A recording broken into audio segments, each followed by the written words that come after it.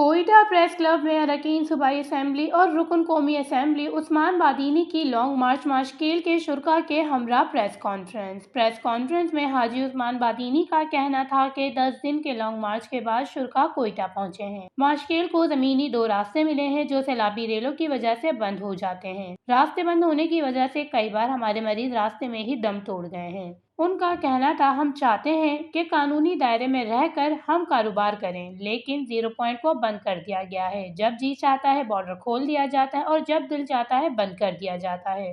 जबकि press conference में मौजूद जाबिद रेकी ने कहा कि 24 अप्रैल माशकेल में शटर डाउन हड़ताल पर भी कोई सुनवाई नहीं हुई। मुजाहिरीन 700 किलोमीटर सफर तय करके कोयटा पहुंचे। उनका कहना था, हम अपने जायज मुतालबात के हक में धरना जारी रखेंगे। 4 साल से बॉर्डर मुकम्मल तौर पर बंद है। उन्होंने सवाल करते हुए कहा कि गवर्नमेंट हमें अपोजिशन की नज़र से देख रही है।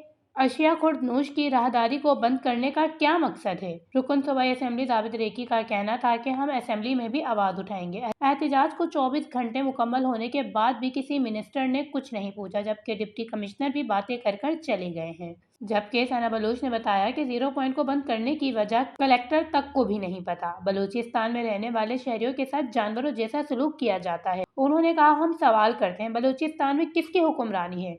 वॉशुक में कॉलेज तक नहीं।